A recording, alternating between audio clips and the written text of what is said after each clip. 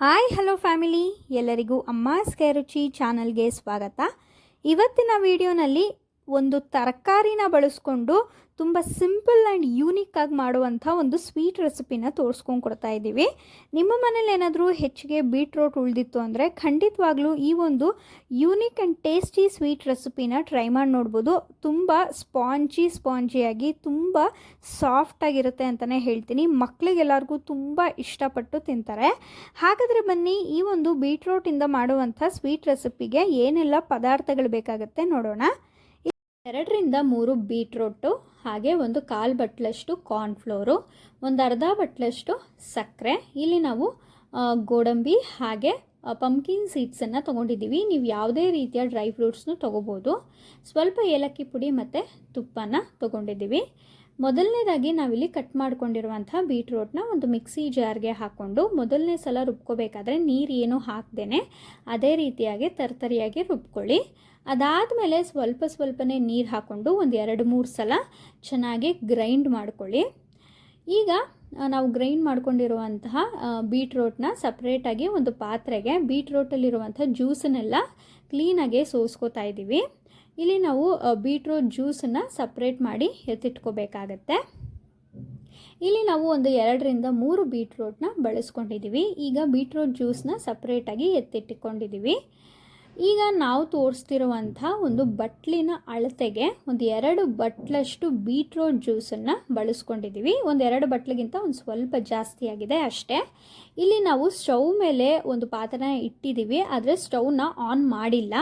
ಸ್ಟವ್ನ on ಮಾಡೋಕ್ಕಿಂತ ಮುಂಚೆ beetroot ಜ್ಯೂಸ್ಗೆ ಮೊದಲನೇದಾಗಿ ನಾವು ಸಕ್ಕರೆನ ಹಾಕೋತಾ ಇದ್ದೀವಿ. ಸಕ್ಕರೆ ಬಂದು ನಿಮ್ಮ ಸ್ವೀಟ್ಗೆ ಅನುಸಾರವಾಗಿ ನೀವು ಹಾಕೋಬೋದು. ಅದಾದಮೇಲೆ ನಾವಿಲ್ಲಿ ಒಂದು 1/4 ಬಟ್ಲದಷ್ಟು ಕಾರ್ನ್ಫ್ಲೋರ್ನ ಹಾಕೋತಾ ಇದ್ದೀವಿ. ಕಾರ್ನ್ಫ್ಲೋರ್ ಹಾಕಿದ ಮೇಲೆ ಯಾವುದೇ ರೀತಿಯ ಗಂಟು ಇಲ್ಲದೇ ಕ್ಲೀನಾಗೆ ಮಿಕ್ಸ್ ಮಾಡ್ಕೋಬೇಕು. ನೀವು ಸ್ಟವ್ ಆನ್ ಮಾಡಿದ್ಮೇಲೆ ಬೀಟ್ರೋಟ್ ಜ್ಯೂಸ್ಗೆ ಸಕ್ಕರೆ ಮತ್ತು ಕಾರ್ನ್ಫ್ಲೋರ್ ಹಾಕಿದ್ರೆ ಆ ಒಂದು ಬೀಟ್ರೋಟ್ ಜ್ಯೂಸಲ್ಲಿ ಕಾರ್ನ್ಫ್ಲೋರು ಗಟ್ಟಿಯಾಗಿ ಉಂಡುಂಡೆಯಾಗಿ ಹಾಗೆ ಉಳಿದೋಗ್ಬಿಡುತ್ತೆ. ಆದ್ದರಿಂದ ಸ್ಟವ್ ಆನ್ ಮಾಡೋಕ್ಕಿಂತ ಮುಂಚೆ ಸಕ್ಕರೆ ಮತ್ತು ಕಾರ್ನ್ಫ್ಲೋರ್ನ ಹಾಕಿ ಗಂಟಿಲ್ದಂಗೆ ಮಿಕ್ಸ್ ಮಾಡಿದ್ಮೇಲೆ ನಾವಿಲ್ಲಿ ಸ್ಟವ್ನ ಆನ್ ಮಾಡ್ಕೊಂಡಿದ್ದೀವಿ. ಸ್ಟವ್ ಆನ್ ಮಾಡಿದ್ಮೇಲೆ ಸ್ವಲ್ಪನೂ ಕೂಡ ಕೈ ಬಿಡ್ದೇ ಲೋ ಫ್ಲೇಮ್ನಲ್ಲಿ ಸ್ಟವ್ನ ಇಟ್ಕೊಂಡು ಇದನ್ನು ತಿರುಗಿಸ್ತಾನೇ ಇರಬೇಕು. ತಿರುಗಿಸ್ತಾ ತುಂಬ ಗಟ್ಟಿ ಟೆಕ್ಸ್ಚರ್ಗೆ ಈ ಒಂದು ಮಿಶ್ರಣ ಬರುತ್ತೆ. ನೋಡ್ಬೋದು ಎಷ್ಟು ಗಟ್ಟಿಯಾಗಿ ಎಷ್ಟು ಕಲರ್ಫುಲ್ಲಾಗಿ ಬಂದಿದೆ ಅಂತ. ಇದೇ ರೀತಿ ಚೆನ್ನಾಗಿ ಮಿಕ್ಸ್ ಮಾಡ್ತಾನೆ ಇರಬೇಕು ಈ ಒಂದು ಟೆಕ್ಸ್ಚರ್ ಬರೋ ತನಕ. ಅದಾದಮೇಲೆ 1 ಟೇಬಲ್ ಸ್ಪೂನಷ್ಟು ನಾವು ತುಪ್ಪನ ಹಾಕೋತಾ ಇದ್ದೀವಿ. ತುಪ್ಪ ಹಾಕಿದ್ಮೇಲೂ ಕೂಡ ಸ್ವಲ್ಪ ಕ್ಲೀನಾಗೆ ಚೆನ್ನಾಗಿ ಮಿಕ್ಸ್ ಮಾಡ್ಕೊಳ್ಳಿ. ತುಂಬ ಗಟ್ಟಿ ಟೆಕ್ಸ್ಚರ್ಗೆ ಬರೋವರೆಗೂ ಕೂಡ ಚೆನ್ನಾಗಿ ಮಿಕ್ಸ್ ಮಾಡ್ಕೋತಾನೆ ಇರಬೇಕು. ಕೈ ಆಡಿಸೋದನ್ನ ನೀವು ಬಿಡಬಾರ್ದು. ನೋಡಿ, ಈ ರೀತಿ ಚೆನ್ನಾಗಿ ಮಿಕ್ಸ್ ಮಾಡ್ಕೊಂಡ್ಮೇಲೆ ಇದಕ್ಕೆ ನಾವು ಡ್ರೈ ಫ್ರೂಟ್ಸ್ನ ಹಾಕೋತಾ ಇದ್ದೀವಿ. ಇಲ್ಲಿ ನಾವು ಬರೀ ಗೋಡಂಬಿ ಹಾಗೆ ಪಂಪ್ಕಿನ್ ಸೀಡ್ಸನ್ನು ಮಾತ್ರ ಹಾಕ್ಕೊಂಡಿದ್ದೀವಿ. ನಿಮಗೆ ಯಾವ ರೀತಿಯ ಡ್ರೈ ಫ್ರೂಟ್ಸ್ ಬೇಕೋ ಆ ಒಂದು ಡ್ರೈ ಫ್ರೂಟ್ಸ್ನ ನೀವು ಹಾಕ್ಕೊಂಡು ಚೆನ್ನಾಗಿ ಮಿಕ್ಸ್ ಮಾಡ್ಕೋಬೋದು. ತುಂಬ ಚೆನ್ನಾಗಿರುತ್ತೆ ನೋಡಿ. ಇದಕ್ಕೆ ಬೇಕಾದರೆ ನೀವು ಬಾದಾಮಿ, ದ್ರಾಕ್ಷಿ, ಪಿಸ್ತಾ ಎಲ್ಲ ಥರದ್ದು ಡ್ರೈ ಫ್ರೂಟ್ಸ್ನೂ ಹಾಕ್ಕೊಳ್ಳಿ, ತುಂಬ ಚೆನ್ನಾಗಿರುತ್ತೆ. ಅದಾದಮೇಲೆ ಇನ್ನೊಂದು ಸ್ವಲ್ಪ ತುಪ್ಪನ ಹಾಕ್ಕೊಂಡು ಚೆನ್ನಾಗಿ ಸ್ವಲ್ಪ ಹೊತ್ತು ಮಿಕ್ಸ್ ಮಾಡ್ಕೊತಾ ಇದ್ದೀವಿ. ನೋಡಿ ಎಷ್ಟು ಸಖತ್ತಾಗಿ ಕಾಣ್ತಿದೆ ಅಂತ.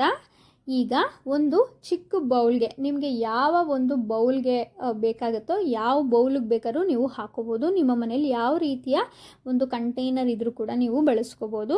ನಾವಿಲ್ಲಿ ಒಂದು ಚಿಕ್ಕ ಬಾಕ್ಸ್ಗೆ ಸ್ವಲ್ಪ ತುಪ್ಪನ ಕ್ಲೀನಾಗೆ ಆ ಬಾಕ್ಸ್ಗೆ ಫಸ್ಟ್ ಸವರ್ಕೋಬೇಕು. ಅದಾದಮೇಲೆ ನಾವಿಲ್ಲಿ ರೆಡಿ ಮಾಡ್ಕೊಂಡಿರುವಂಥ ಬೀಟ್ರೋಟ್ ಮಿಶ್ರಣನ ಇದಕ್ಕೆ ಹಾಕಿ ಇದನ್ನು ಕಂಪ್ಲೀಟಾಗಿ ತಣ್ಣಗಾಗುವವರೆಗೂ ಬಿಡಬೇಕಾಗತ್ತೆ. ಒಂದು 2 ಅವರು ಇದೇ ರೀತಿಯಾಗಿ ಏನು ಮಾಡ್ದೇನೆ ಹಾಗೆ ಬಿಟ್ಬಿಟ್ಟಿರಿ.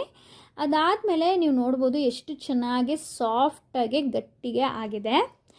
ಈಗ ಇದನ್ನು ನಾವು ಒಂದು ಸಪ್ರೇಟ್ ಪ್ಲೇಟ್ಗೆ ಈ ರೀತಿ ದಬಾಕಿದ್ರೆ ಎಷ್ಟು ಚೆನ್ನಾಗಿ ಕೇಕ್ ರೀತಿಯಾಗಿ ಬಂದಿದೆ ನೀವೇ ನೋಡ್ಬೋದು. ತುಂಬ ಸ್ಪಾಂಜಿಯಾಗಿರುತ್ತೆ, ಸಖತ್ತಾಗಿರುತ್ತೆ ಮಾತ್ರ, ಟೇಸ್ಟ್ ಮಾತ್ರ. ನೋಡಿ ಈ ರೀತಿಯಾಗಿ ನೀವು ಯಾವುದೇ ಒಂದು ಶೇಪ್ಗೂ ಕೂಡ ಕಟ್ ಮಾಡ್ಕೋಬೋದು. ತುಂಬ ರುಚಿಯಾಗಿ ಬರುತ್ತೆ. ಮಕ್ಕಳೇನಾದರೂ ಬೀಟ್ರೋಟ್ ತಿನ್ನಲ್ಲ ಅಂದರೆ ಈ ರೀತಿಯಾಗಿ ನೀವು ಸ್ವೀಟ್ ರೆಸಿಪಿ ಟ್ರೈ ಮಾಡಿ ಕೊಡ್ಬೋದು. ತುಂಬ ಯೂನಿಕ್ ಆಗಿರುತ್ತೆ. ನೋಡೋದಕ್ಕೆ ತುಂಬ ಚೆನ್ನಾಗಿ ಕಾಣಿಸಿದ್ರೆ ಖಂಡಿತವಾಗ್ಲೂ ಮಕ್ಕಳು ಅದನ್ನು ತಿಂದೇ ತಿಂತಾರೆ. ನೋಡೋದಕ್ಕೆ ಮಾತ್ರ ಅಲ್ಲ, ತಿನ್ನೋದಕ್ಕೂ ರುಚಿ ತುಂಬ ಚೆನ್ನಾಗಿರುತ್ತೆ. ಕೇವಲ ಒಂದು 4ರಿಂದ 5 ಇಂಗ್ರೀಡಿಯೆಂಟ್ಸ್ನ, ಮನೆಯಲ್ಲೇ ಸಿಗುವಂಥ ಇಂಗ್ರೀಡಿಯೆಂಟ್ಸ್ನ ಬಳಸ್ಕೊಂಡು ಮಾಡುವಂಥ ಈ ಒಂದು ಬೀಟ್ರೋಟ್ ಸ್ವೀಟ್ ರೆಸಿಪಿನ ನೀವು ಕೂಡ ಟ್ರೈ ಮಾಡಿ ನೋಡಿ. ತುಂಬ ರುಚಿಯಾಗಿ ಬರುತ್ತೆ ಅಂತಲೇ ಹೇಳ್ತೀನಿ. ಮನೇಲಿ ಏನಾದರೂ ಸ್ಪೆಷಲ್ ಒಕೇಶನ್ ಇದ್ದಾಗೂ ಕೂಡ ಟ್ರೈ ಮಾಡ್ಬೋದು. ತುಂಬ ಇಷ್ಟಪಟ್ಟು ತಿಂತಾರೆ. ಹಾಗೆ ಗೆಸ್ಟ್ ಬಂದಾಗೂ ಕೂಡ ಟ್ರೈ ಮಾಡಿ. ತುಂಬ ಯೂನಿಕ್ ಆಗಿರುತ್ತೆ ಅಂತ ಹೇಳ್ತೀನಿ.